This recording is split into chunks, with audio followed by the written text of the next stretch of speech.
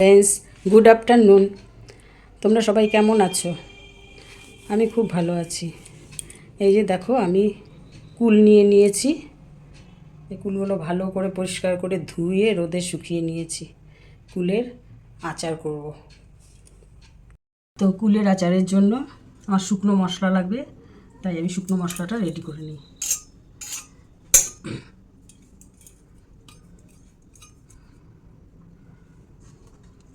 শুকনো লঙ্কা দিয়ে দিলাম, মৌরি দিলাম, জিরে দিলাম, আর এখানটায় দারচিনি আর এলাচ আছে। এলাচ এই 4টে মতো দিয়ে দিলাম। এখন এগুলোকে হালকা করে ভেজে নেব।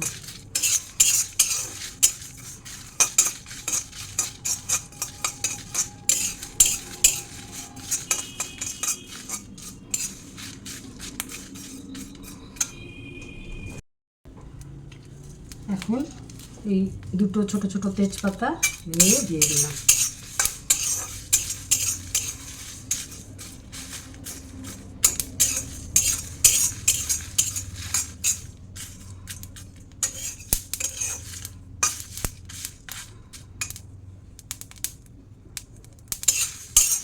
মশলাটা আমার হয়ে গেছে। মশলাটা এখন গুঁড়ো করে আচারটা করার জন্য কড়াইয়ে তেল দিয়ে দিয়েছি।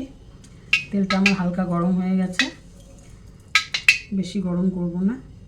এর মধ্যে আমি সর্ষা দিয়ে দেবো। সর্ষা দিয়ে দিলাম 1 চামচের মতো। 1 চামচের মতো জোয়ান হাতের মধ্যে পেস্ট করে দিয়ে দিলাম।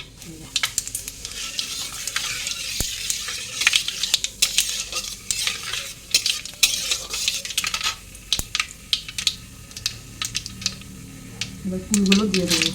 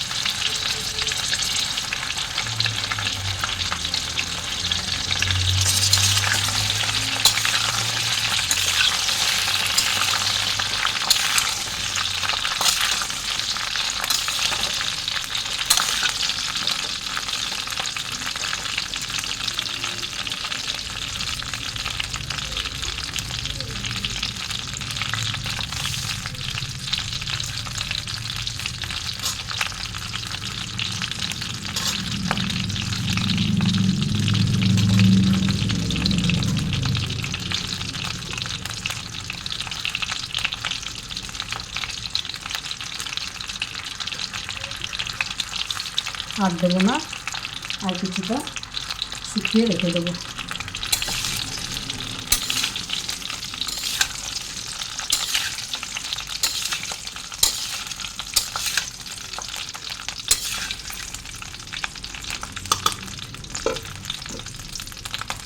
এর মধ্যে 1 চামচ লবণ দিয়ে দিলাম,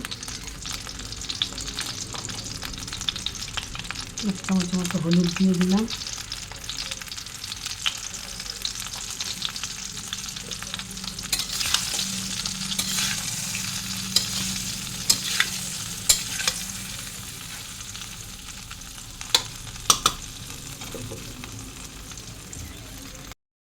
এটাকে এখন একটু ঢেকে দেবো।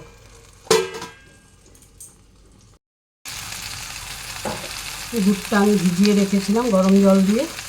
দুধটা ছেঁকে দেবো। গুড়ের মধ্যে অনেক সময় নোংরা থাকে।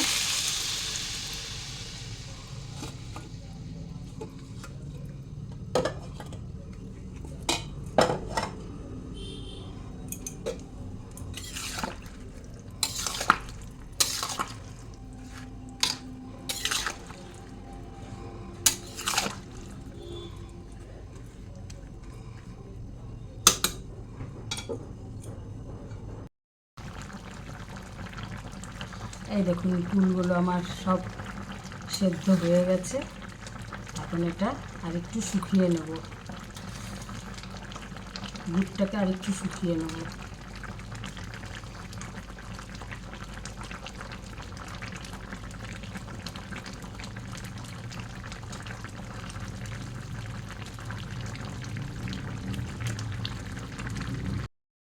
এবারে এটার মধ্যে এই যে গোলমরিচ দিয়ে দিলাম, বিট লবণ দিয়ে দিলাম,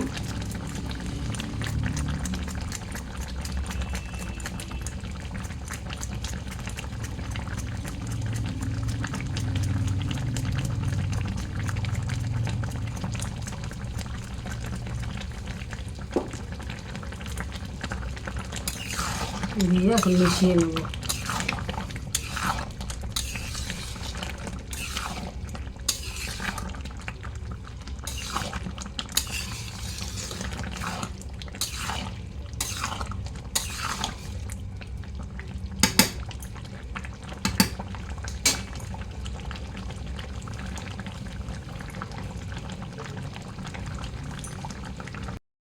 এবারে যেটা করব সেটা হলো মশলাটা ভেজে আমি গুঁড়ো করে নিয়েছি, এই মশলাটা এখন দিয়ে দেবো।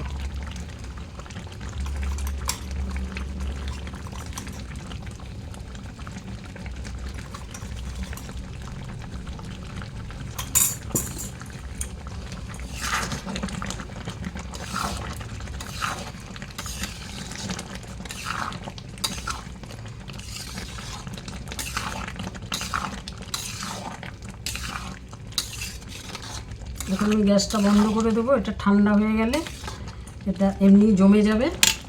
তারপর এটা ভিনিগার দিয়ে কৌটোর মধ্যে ঢুকিয়ে রাখবো, তাহলে অনেক দিন ভালো থাকবে। আপনাদের যদি ভালো লাগে আমার চ্যানেলটিকে সাবস্ক্রাইব করে দিন। রাধে রাধে।